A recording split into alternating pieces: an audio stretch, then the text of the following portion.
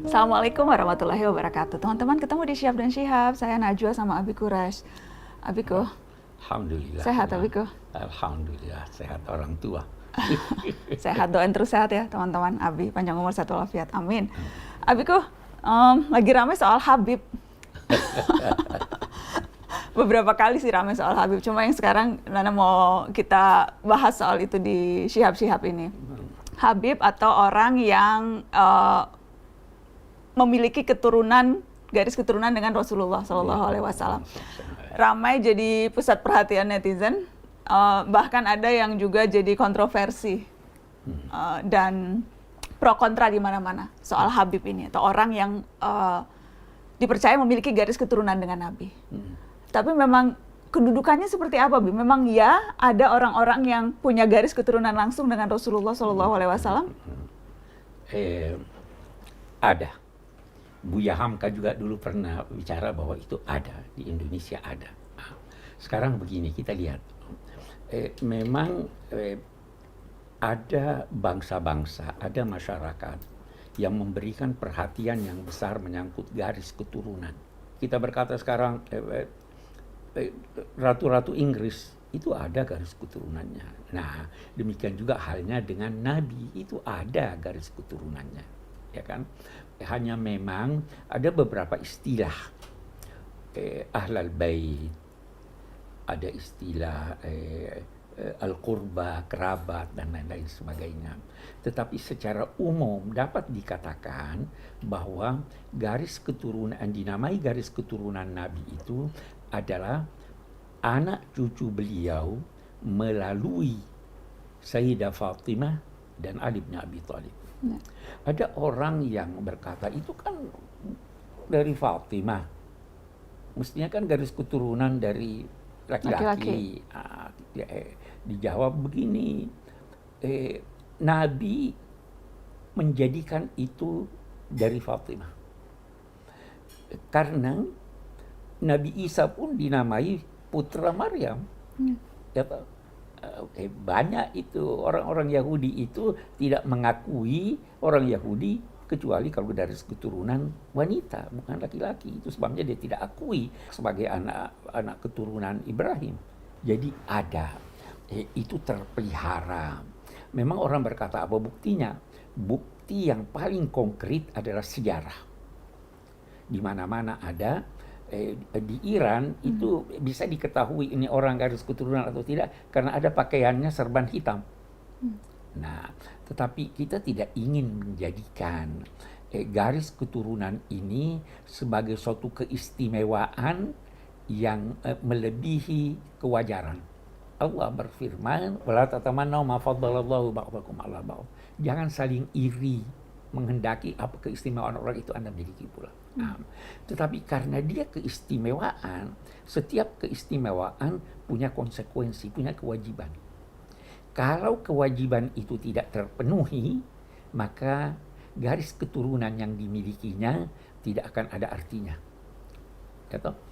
Nabi Nuh punya anak, garis keturunannya ada, tapi Allah menyatakan innahu amalun ghairu salih.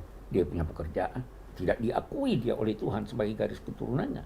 Tuhan menjanjikan, wahai Nuh, saya akan selamatkan kamu dan keluargamu. Waktu anaknya sudah tenggelam, wahai Tuhan, anakku dari keluargaku. Bukan. Jadi ada konsekuensinya. Dari sini kemudian garis keturunan ini terpelihara yang mestinya ikut terpelihara sifat-sifat baik itu. Kenapa garis keturunan itu menjadi penting? Karena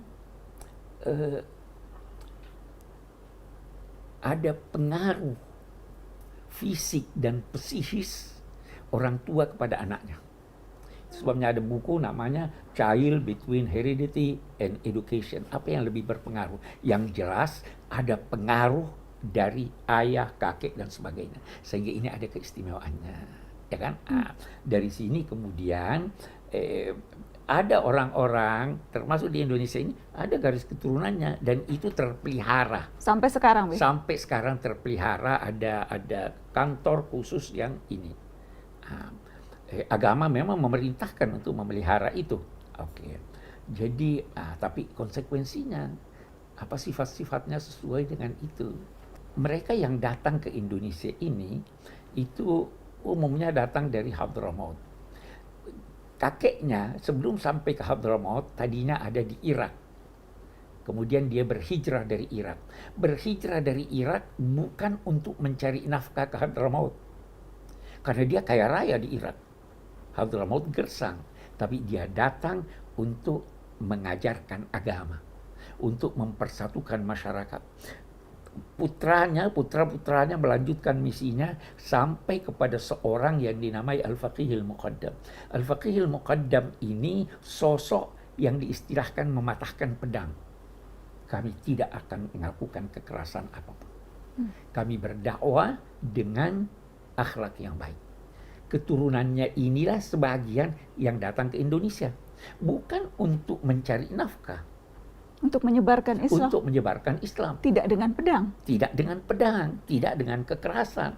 Mereka tidak bisa berbahasa daerah Indonesia, bahasa Indonesia atau bahasa Jawa, tetapi bagaimana mereka bisa mempengaruhi masyarakat melalui akhlaknya. Jadi tidak mengenal kekerasan, tidak mengenal makian. Nah, inilah yang berlanjut. Mereka berdakwah di sini sampai meninggalkan keluarganya. Sampai di Indonesia, orang-orang Indonesia itu, Jawa, Sumatera, di mana-mana, dinamai akhwal, saudara ibu kami. Penghormatannya, ini saudara ibu kami. Disinilah mereka kawin-mawin, disinilah lantas lahir ini tadi. Garis keturunan yang lain sampai sekarang. Ini yang mestinya mengikuti jalur kakek-kakeknya ini, mengikuti jalur Nabi yang menyebarkan toleransi, yang menyebarkan akhlak. Ya, apa yang terjadi sekarang itu sebahagian kecil sebenarnya yang memberi, boleh jadi, citra yang negatif. Nah, kemudian disambut oleh yang lain dengan cara yang tidak sesuai juga, sehingga terjadi apa yang dinamakan ribut-ribut itu. Ribut-ribut itu. Karena ya yang pertama, ya garis keturunan itu ada. Ya, tapi seharusnya itu justru keistimewaannya adalah ketika ia bisa meneladani akhlak Nabi. Tidak, karena itulah sebabnya orang menamai mereka Habib. Jangan membanggakan diri dengan keturunanmu. Itu di dalam literatur agama ada ungkapan. Bukannya seorang kesatria yang berkata, kakek saya begini, ayah saya begini. Tapi kesatria itu yang berkata, ini saya yang melakukan itu. Ya toh? Jadi boleh berbangga, boleh merasa bersyukur, mempunyai garis keturunan kepada Nabi, tapi jangan tonjolkan itu. Jangan tonjolkan itu, tonjolkanlah akhlakmu, tonjolkanlah kebaikanmu, tonjolkanlah keramatamahanmu. Ini kalau bertengkar, maki ini, maki itu, nuduh ini, nuduh itu sebenarnya bukannya tidak menggambarkan ajaran leluhur, ajaran ini, itu tidak menggambarkan ajaran Islam. Jadi gelar atau atribusi Habib itu tidak seharusnya hanya sekedar gelar formalitas belaka ya, bukan hanya sekedar menyematkan diri sebagai Habib. Kalau Abi pribadi yang diajarkan oleh ayah kakekmu itu, tidak usah kamu yang berkata dirimu Habib. Tidak usah kamu menyatakan dirimu saya profesor, saya doktor. Biar dari kegiatanmu orang berkata, oh ini wajar dinamai Habib, ini wajar jadi profesor. Anak ingat Ami Alwi yang pernah bilang sebetulnya ada inflasi Habib sekarang. Ya, itu sebabnya Habib Abdullah Al-Haddad berkata, jangan memakai pakaian kebesaran Habib kalau akhlakmu tidak tidak mencerminkan itu. Karena itu berdampak negatif buruk. Nah, jadi kita tidak mau ini apa yang terjadi ini menyerang, ini mengakui jasa saya pernah begini. Itu para penganjur agama tidak pernah mengakui jasanya bahwa dia mengislamkan orang. Karena yang mengislamkan itu Tuhan. Allah. Innaka la tahdi man ahbab. Engkau wahai Muhammad tidak bisa mengislamkan orang, menjadikan orang ini. Yang mengislamkan itu Tuhan. Tetapi di sisi lain, yang lain juga jangan berkata, oh ini datang untuk tujuan-tujuan politik, ini datang untuk tujuan ini. Akui juga bahwa mereka punya jasa. Ya, itu baru bisa kita hidup berdampingan dengan baik. Abiku, tapi apakah memang ada tugas yang khusus di Emban, atau apakah memang keturunan Rasul ini memang punya hal-hal yang spesifik seharusnya dilakukan? Seharusnya dilakukan karena dia menyandang nama Nabi. Ya toh? Sekarang kita mau lihat itu raja-raja di Inggris, kita ambil raja-raja di Inggris, ratu-ratu di Inggris, ada tugas-tugas yang harus dilakukan. Yeah. Ada, karena dia raja, karena dia ini. Ya. Nah, kalau Anda merasa diri Anda adalah keturunan Nabi, ada tugas-tugas yang Anda harus lakukan. Tugas pertama itu adalah tugas menampakkan akhlak yang luhur. Karena Nabi tidak diutus kecuali untuk menyempurnakan akhlak. Kalau akhlaknya tidak baik, kalau akhlaknya maki-maki orang, dia tidak melaksanakan fungsinya sebagai ini. Fungsinya adalah teladan. Ya kan? Fungsinya adalah menyelesaikan problem, bukan menjadi sebab dari problem. Apakah memang ada spesifik ayat Al-Quran yang menyebut kita harus mencintai garis keturunan Nabi? Iya. Nabi berkata, "Qul la as'alukum alaihi ajran illa al-mawaddata fil qurba." Saya tidak minta upah dari kalian dari apa yang saya lakukan selama ini, kecuali apa? Cintai keluargaku. Apakah karena berangkat dari ayat itu, Bi? Bagaimana kemudian? Dari sekian banyak ayat, Sayyidina Umar berkata, saya lebih senang menjadikan gembira keluarga Nabi daripada keluargaku. Karena itulah tanda terima kasih kita. Nah, tapi di sisi lain, keluarga Nabi juga harus tahu diri dong. Itu sebabnya Habib yang mencintai dan dicintai. Itu artinya? Itu arti Habib. Habib itu karena dia mencintai, sehingga dia dicintai.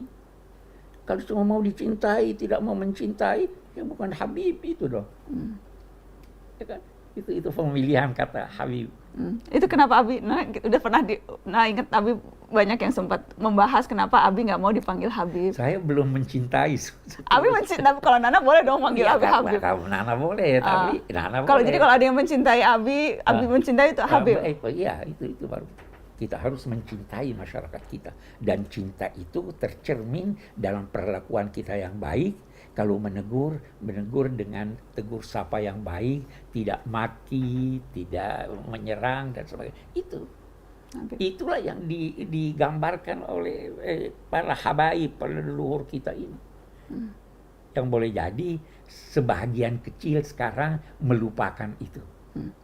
Abi, kalau ada yang nanya garis keturunan Abi cerita juga dong di Syihab. Apa itu? Abi, Habib Abdurrahman sebelumnya, kan semuanya kan dari Hadramut. Iya. Nana pernah cerita sih sebetulnya waktu itu ketika diwawancara, cuma kayaknya Abi aja yang cerita, Abi cerita garis keturunan. Iya, tapi jangan lupa, Abi sebagaimana bangga dalam hati dengan garis keturunan ke Sayyidina Ali, Abi juga bangga dengan garis keturunan dari ibu Abi, yang dari Bugis.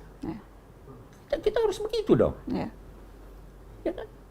Yang lain, di Indonesia ini alangkah banyaknya orang-orang yang boleh jadi tidak dikenal sebagai keturunan Nabi, tapi dia keturunan Nabi. Lebih dikenal sebagai raden, raja, dan sebagainya. Imam Bonjol? Imam Bonjol. Imam Bonjol itu namanya Abdullah Syahab. Syihab itu. Syihab ya, Imam Bonjol. Ya kan? Tapi tidak menonjol. Tidak menonjol sebagai Habib, sebagai keturunan, sebagai pahlawan nasional. Iya. Itu pejuang. Sekian banyak dari Wali Songo itu yang itu, tapi Syarif Hidayatullah itu banyak sampai sekarang banyak, tapi mereka membuktikan kecintaannya kepada masyarakat, kecintaannya kepada tempat dia tinggal. Itu Habib. Mudah-mudahan kita bisa kembali ke jalur leluhur, atau kalau tidak mau berkata jalur leluhur, ajaran akhlak yang diajarkan oleh Nabi Muhammad, siapapun kita. Thank you, Abiku. Thank you. Habib Quraisy. Anaknya boleh manggil Habib Quraisy, cuma kalau yang lain Abi kadang suka protes, nggak mau dipanggil Habib. Terima kasih teman-teman. Teman-teman boleh deh yang nonton Shihab. Boleh ya, Bi? Janganlah. Oh, Abi nggak boleh. Kata Abi nggak boleh, nggak apa-apa. Bisik-bisik aja. Assalamualaikum.